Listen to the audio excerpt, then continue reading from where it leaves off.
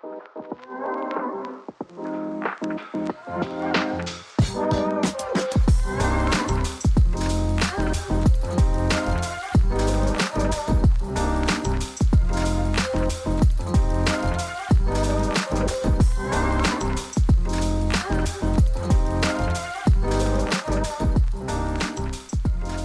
bem-vindos ao primeiro episódio deste podcast Folha de Teste, onde iremos colocar professores à prova.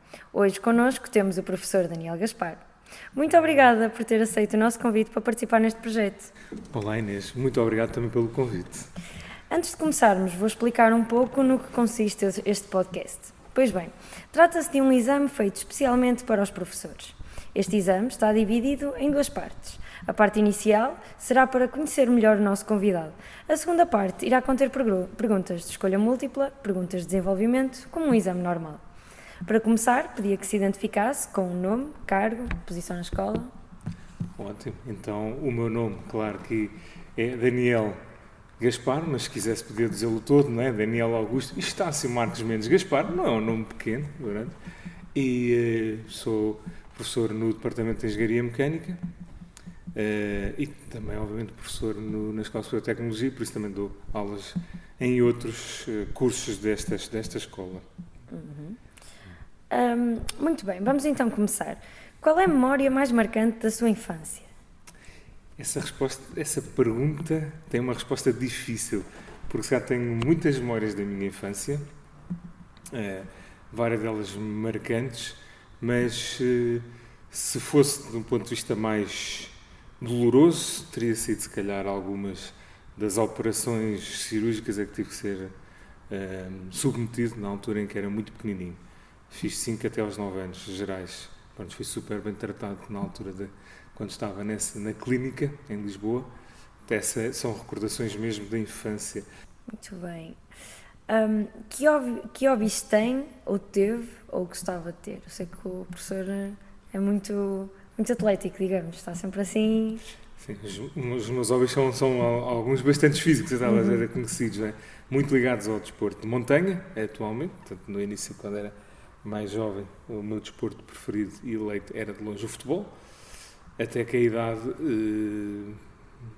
me levou a abandonar um bocadinho os relevados, e portanto já há pouco tenho esse desporto. Mas entretanto enverdei por outros desportos ditos mais radicais, nomeadamente, sem dúvida nenhuma, a escalada, como desporto, como desporto, e depois também aquilo que é, portanto, a escalada desportiva, e depois o resto que é a escalada clássica e todas as atividades que são relacionadas com essa área, desde a parte de neve, progressão invernal, e depois também a parte ligada à parte dos rios, o canyoning, também é um dos meus desportos favoritos, principalmente no verão, e também depois gosto muito de esportes de neve, nomeadamente snowboard, ski, não é que faço também, mas gosto muito de snowboard, e depois de esportes de água, com prancha, também gosto muito, o surf, não faço grande coisa, mas divirto-me muito. O básico, não é? Exato. O importante é divertir-se. Basicamente, sim, e sair com os amigos,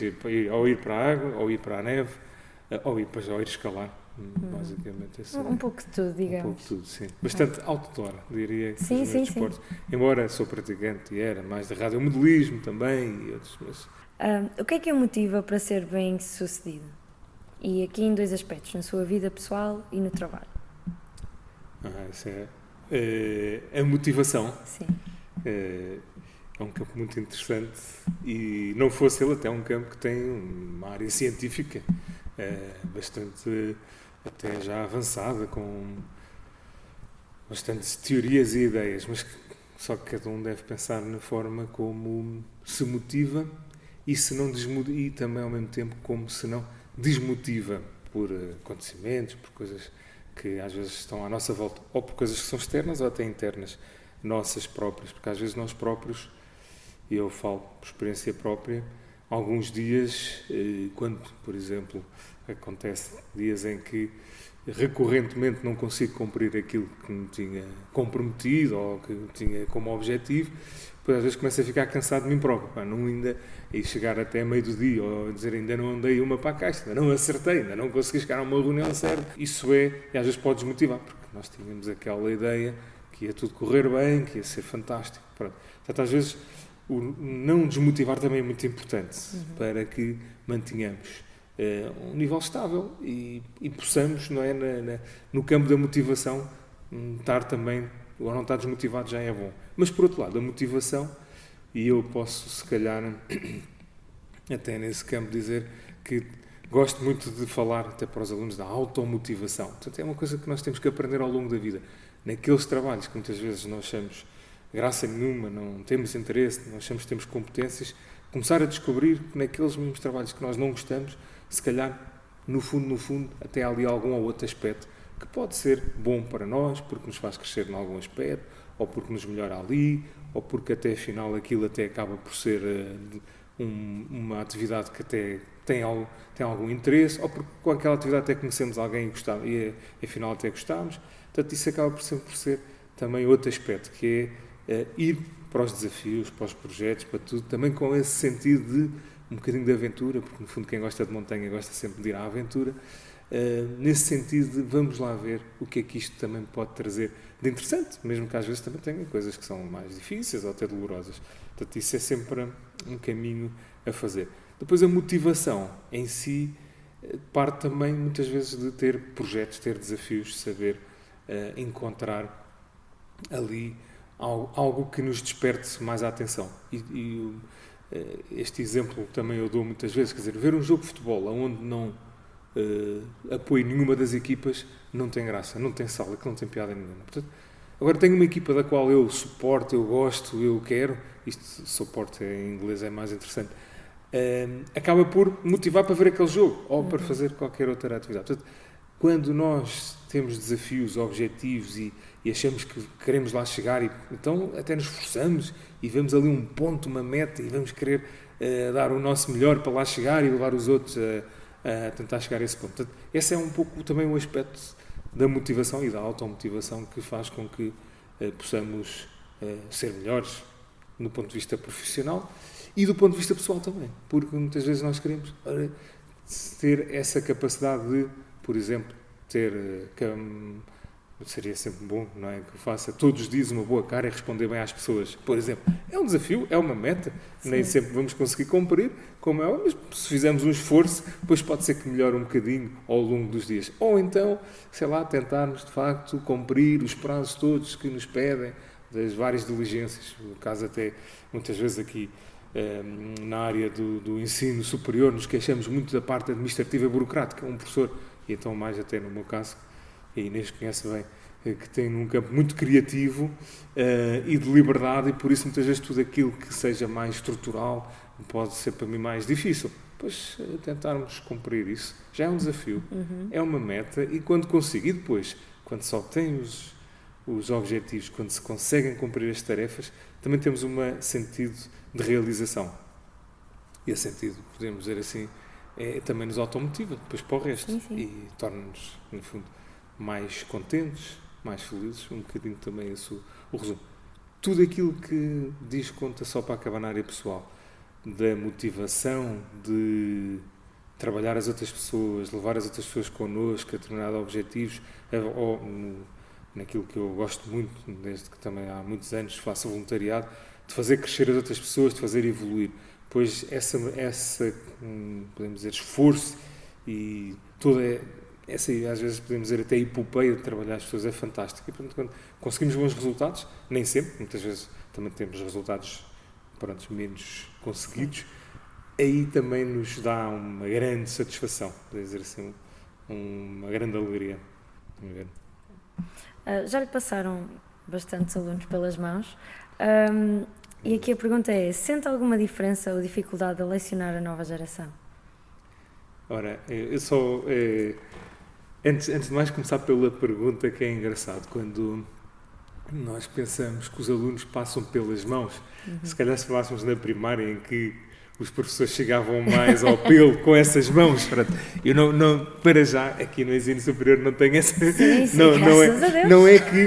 Não é que, em alguns casos, e até falando em alguns alunos, quer de mecânica, quer até também de marketing, já não lhes disse que se não fosse aqui na escola Eles davam assim, aquilo que dizemos numa expressão, pelo menos clássica em Lisboa, que é um calduço, que era para eles acordarem, assim, para eles próprios se riam, às vezes mereciam, eles próprios reconheciam, a pessoa realmente tem alguma razão, vocês precisam às vezes ali de um certo apoio também físico, pronto, ou porque não entregaram os trabalhos, ou não fizeram o teste como devia ser e até sabiam, pronto, alguma coisa assim, mas muito na brincadeira. Mas dizer que, de facto, ao longo do tempo já lecionámos muitos anos e com muitas turmas. Este passar-lhe pelas mãos é como se também nos moldasse um bocadinho, porque é um professor bastante simpático e amigo e dá-se muito bem e gosta de conhecer os seus alunos, gosta de partilhar bons momentos com eles, e isso é muito bom, porque nós também gostamos disso, gostamos quando os professores meio que se sentam ao nosso lado e convivem connosco, não é? E por isso é que eu digo passar, também nos moldou um bocadinho. Também, no fundo, passagem das mãos é simbólico, mas é interessante, no fundo, porque como é que nós moldamos a massa ou o barro com as mãos, não é? Exatamente. Também há máquinas, e os engenheiros também fazem máquinas, mas o que é graça é quando se molda o barro e todos esses trabalhos manuais com a mão. Portanto, as mãos, no fundo, significam, simbolicamente, trabalhar. Agora, a massa humana, no fundo, é o que nós trabalhamos aqui com os alunos, é uma massa espetacular. É a melhor de todas, para dizer.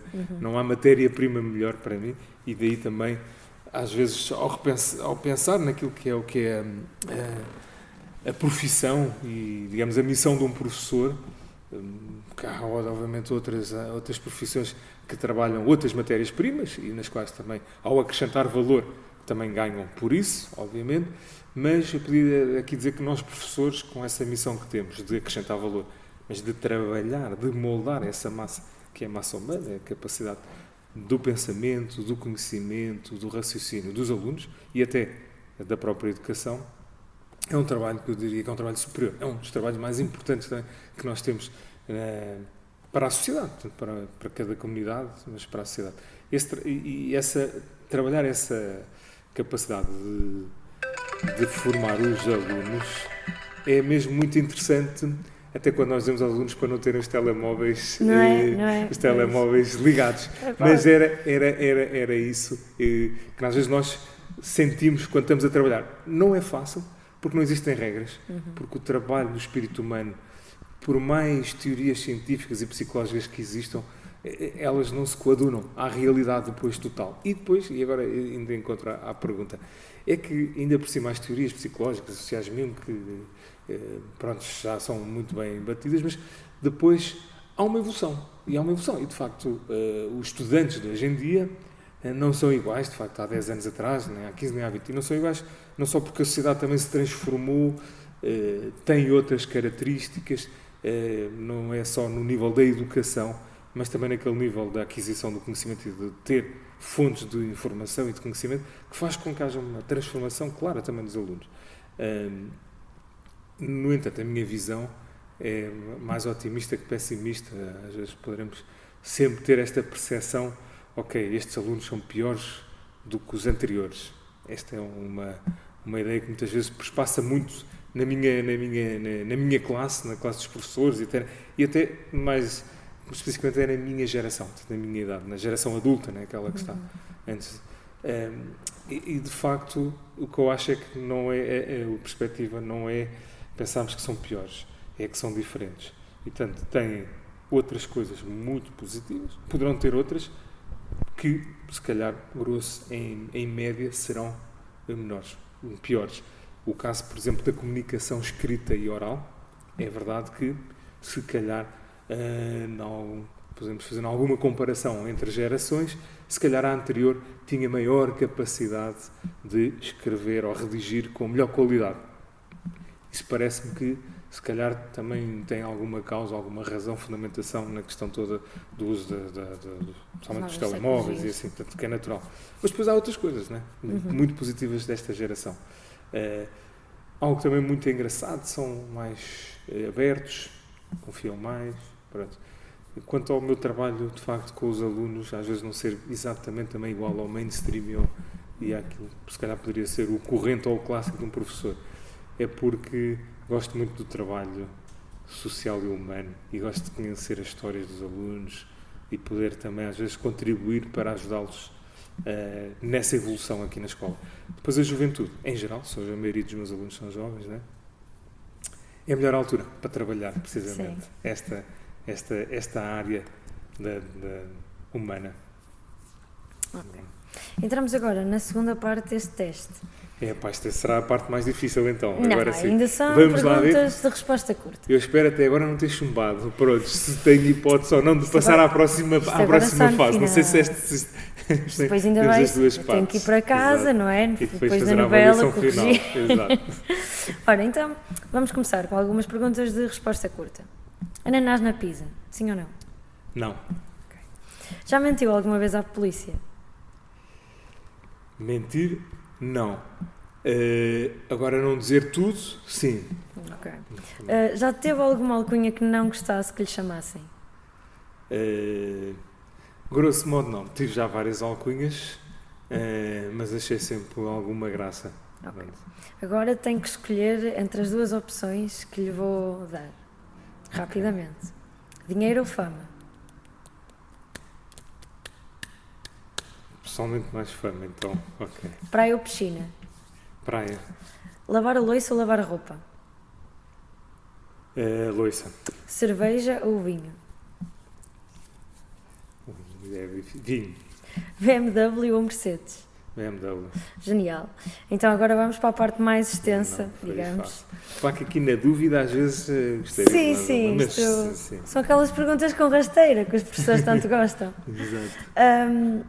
Então, em que projetos é que participa? Ou tem participado? Que eu sei que o professor tem sempre um projetinho no bolso. Diz-los todos agora? Não, todos não, mas o mais recente difícil. Em que está agora, sim. O que mais gostou... É mais fácil falar agora no mais recente porque vai terminar na sexta-feira, por isso, pronto, também tem essa característica de se calhar ter a fama. Às vezes tenho a fama e não aproveito, sem na brincadeira pode-se dizer isso, mas tenho a fama de ser um entusiasta de muitas dos projetos ou das áreas onde me envolvo. E o último projeto, é mais fácil agora dizer em que estive, que é o Démula, e que vamos ter a apresentação final na próxima sexta-feira no auditório da Escola Superior de Educação, em que os alunos vão fazer um pitch final, estão agora a preparar o vídeo, e basicamente isto para dizer que fui desafiado, portanto por uns colegas que estão na organização desse projeto, que é um projeto de inovação pedagógica, portanto, para participar e poder também então aprender toda essa metodologia que veio da Finlândia e que eu gostei, eu adorei, e portanto o projeto parte de que cada professor coloca um desafio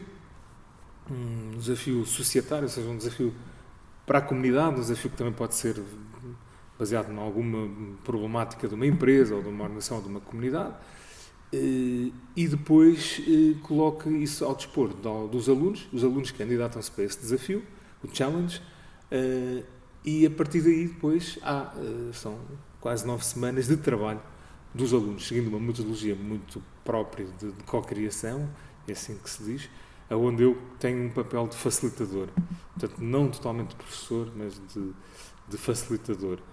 E assim aconteceu, eu coloquei-me, digamos, nesse projeto, fiz um desafio fora daquilo que é a minha área específica, portanto da minha formação, base pelo menos, portanto um desafio ao qual eu também não percebia quase nada, até posso dizer aqui, Applied Technology to better integrate the displaced, ou seja, é aplicar a tecnologia para integrar melhor os refugiados e deslocados. Basicamente este é o desafio e portanto tive alunos fantásticos, que todos, basicamente menos um que era de informática, mas os outros eram todos da área da Escola Superior de Educação, portanto da área social dessa área da educação. Portanto, percebiam muito mais do que eu desta área, mesmo muito mais. E foi um espetáculo estar a ouvi-los nas reuniões, a discutir as ideias e os assuntos. Foi mesmo muito agradável, gostei imenso. Surgiram 2 ou 3 ideias muito boas. E foi em si, digamos, ver a equipa a funcionar, até a trabalhar sem ter o meu suporte direto e começarem a fazer as tarefas todas, foi espetacular. E ainda por cima, para além disto, paralelamente, os professores dos vários politécnicos tinham formação e tinham até os chamados bootcamps em vários politécnicos. Então, durante este semestre, eu fui a Leiria, à Guarda e ao Porto, que eram os outros politécnicos que estavam connosco, e tivemos formações. E criou-se um grupo de trabalho espetacular, acabando até com um jantar de Natal, com uma festa com o presente de mistério e mais não sei o quê. Epá, foi uma coisa espetacular. Tivemos, por um lado, uma muito agradável digamos, trabalho de equipa com os meus colegas de outros politécnicos e de outras escolas, e por outro também um trabalho espetacular com os alunos digamos, do DEMLA. Foi, portanto, eu claro, tenho uma experiência, há outros colegas aqui na escola que tiveram também no DEMLA e não tiveram uma experiência tão boa, mas a minha foi espetacular. Prontos, para mim foi mesmo muito, muito interessante. Isso é muito bom. Acho que já perdi tempo mais neste projeto, basta este. Sim, Pronto. sim, não. Tenho outros projetos. É um ótimo projeto para mas este para é muito agir. Portanto, é um projeto de inovação. Aprendi mesmo muito a metodologia e se calhar eu, quando entrei à partida neste projeto, vinha com um background da qual eu acho que também é muito bom, que é o projeto Marquito, portanto um projeto em que se trabalha muito Project-Based Learning também com os alunos, há digamos, um envolvimento, no meu caso, ainda mais profundo com os alunos, a trabalhar para as apresentações finais, e pensava que também já sabia muito sobre isto, mas afinal ainda acho que aprendi bastante mais. Foi muito bom. Isso é ótimo. Tem algum conselho para os seus alunos? Geral? Para os meus alunos, especificamente, há conselhos que tenho que podem ser mais direcionados, dependendo também um bocadinho das licenciaturas, para o perfil deles ou até para as minhas disciplinas, o que é que às vezes seria bom como método de estudo, ou dos trabalhos, ou depois para os exames, ou até para desenvolverem as suas competências naquela área.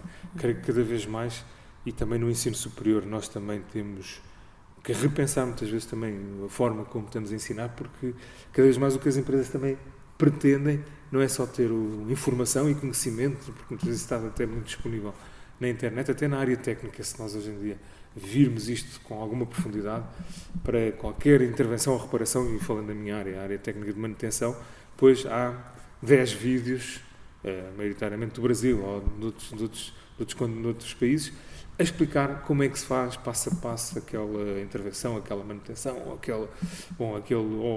aquela área da matéria. E quem diz isto em muitas outras áreas, na área da ciência e da engenharia, que já estão 10 mil coisas, não, dá 1 milhão, está tudo lá, tudo na internet. Agora, outra coisa é que os alunos tenham essa capacidade de perceber, de assimilar e depois de conseguir aplicar a novas situações, de facto, aqueles conhecimentos. Uma aprendizagem que tem que ser feita. Pronto, já foi um conselho grande. Mas sim, mas bastante bom a nível de conteúdo, digamos. Acho que as pessoas deviam ter essa percepção um bocado. Sinto que às vezes não têm essa percepção. Outro pensamento, às vezes, sempre vale a pena. Sim, nem que seja um erro para uma aprendizagem futura, não é? Às vezes é bom chegar ao fim de um curso e pensar, pronto, não é isto, ok, mas aprendi sempre alguma coisa. E depois também pensar, linking the dots, ligar os pontos, as pontes também, como falava no famoso discurso de Steve Jobs em Stanford, no ano de abertura, num dos anos de abertura de académicos. De facto, ele, ao contar a sua vida e ao dizer que foi 3 vezes, entre aspas, expulso de onde estava, primeiro da universidade, porque não tinha dinheiro e teve que sair, depois então da primeira empresa, e depois e sempre que saiu e foi para outras áreas e teve a estudar, digamos, da primeira vez em que ele sai da universidade porque não tem dinheiro para pagar as propinas, e portanto vai trabalhar, e depois existe um curso de serigrafia. Portanto, e serigrafia, para dizer, é uma ciência muito técnica, muito evoluída da forma como são digamos, definidas, os tamanhos, as dimensões das letras. E lá dava-se aquela letra que depois para que a Apple vive um mundo, que é o sans serif. Portanto, essa é a base, digamos, até das letras na altura do Macintosh e depois da Apple, e a base de toda a área da tipografia moderna, informatizada. Portanto, e foi porque há um rapaz jovem que foi fazer um curso de serigrafia na universidade. É impressionante. Que não tem nada a ver com computadores, é algo que, digamos, que na altura era bastante manual. Isso é fantástico. Portanto, mais tarde, às vezes há conhecimentos que nós nem sabemos e vamos utilizá-los. Isso é assim. Exato. Se não tivesse esta profissão, o que é que gostaria de ser ou fazer? Se não tivesse... Eu gostaria de muitas coisas. Logo de início, quando era mais novo e estava ainda no secundário, pensei, se calhar como muitos, em ser piloto de aviação militar. Pronto, mas depois não cheguei a ir aos testes porque tinha um colega que a mãe era médica no hospital militar da Força Aérea, e nos testes havia um conjunto de requisitos e exigências, havia 2 que eu não cumpria, e portanto nem fui, portanto, rapidamente, também é bom, já fiquei sem ilusões, pronto. Então, seria uma das coisas que gostaria, pronto. E depois há muitas outras que também gostaria no futuro. Por aquilo que pareça, a organização de eventos é algo que me diz muito. Outra que também gosto muito, sem dúvida, é guia turístico, porque eu tenho um enorme gosto por conhecer outros mundos e além disso também até apresentar às pessoas as naturezas, belezas naturais e património também humano. Portanto, isso também seria engraçado. Mas há muitas outras profissões que gostaria. Okay. Até na altura, quando foi para entrar na universidade, podia também ter entrado em medicina, mas a engenharia desafiava-me mais, tenho que reconhecer. Gostava de carros também. Juntar o útil ao agradável. Faz parte, pronto, tinha também essa paixão. Ora, então para finalizar aqui o nosso episódio, pedimos-lhe para trazer uma frasezinha, não é? Para acabarmos em grande. Exato, a famosa quote, não é? Sim, não sei se quer dizer alguma coisa antes. No final, mensagens finais. Sim, a mensagem final, o remate. O remate é sempre bom, fazer o último remate, dizer que para já, obviamente, agradecer o convite para este podcast, que não sei se os nossos ouvintes vão conseguir chegar até aqui, esta parte final. Pronto, mas para aqueles que chegaram até aqui, pois o meu muito obrigado também, parabéns por conseguiram chegar. Sempre também, eu lembro sempre daquela famosa anedota que o Hermano José representava muito bem uma das cantoras brasileiras, então um dos sketches que ele tinha fantástico era essa cantora a chegar a Portugal ao avião e os jornalistas iam lá e perguntavam, então o que é que tem a dizer aqui aos seus fãs portugueses? E ela dizia, bom, para aqueles que vão ao meu concerto, isto em brasileiro acho que não fica mal dizer nem assim tão forte, um grande beijão. Para os outros, caguei, né? Não isto fica muito bom aqui, mas pronto. Mas de qualquer maneira fica interessante. Mas para dizer que todos aqueles que chegaram cá realmente um beijinho para eles. Um beijinho especial, ou um abraço, claro. Para quem não chegou, nunca saberá. Nunca saberá, portanto não haverá problema. Mas pronto, agradeço muito, foi muito interessante falar aqui um bocadinho, até da minha própria pessoa, porque é algo que também não é que faça muito habitualmente, mas dizer que também, pronto, principalmente para o público, muitas vezes serão pessoas da área do mundo académico, não é? Mas acho que tudo vale a pena quando a alma não é pequena. Esta é uma grande frase que eu sempre tenho na minha mente. E, portanto, muitas das atividades e objetivos que temos na vida, quer profissionais, quer também pessoais, para as nossas famílias, até para os nossos filhos, e para tudo, depois sempre o esforço vale sempre bem a pena. E já dizia, portanto, o nosso poeta, o Fernando Pessoa. É a outra frase que já tinha aqui é uma que, de facto, vem na linha daquilo que é o projeto Démola, porque embora como esta entrevista não vai sair antes do speech, os alunos na apresentação final, que tem um vídeo muito bonito, com uma história do refugiado que chega a Portugal e depois vai de autocarro até Viseu e vai encontrando as várias instituições que o vão ajudando ou que ele tem que recorrer, depois anda por aí, tal, pronto. Mas depois o final de tudo, com as ideias que vamos apresentar e tudo, depois acaba com uma música do Michael Jackson, que é o You, The World, e portanto que acaba com estas frases que são fantásticas e famosas, que é If you care enough for the living, make a better place for you and for me. Isto é famoso. Esta é a frase que eu deixaria aqui.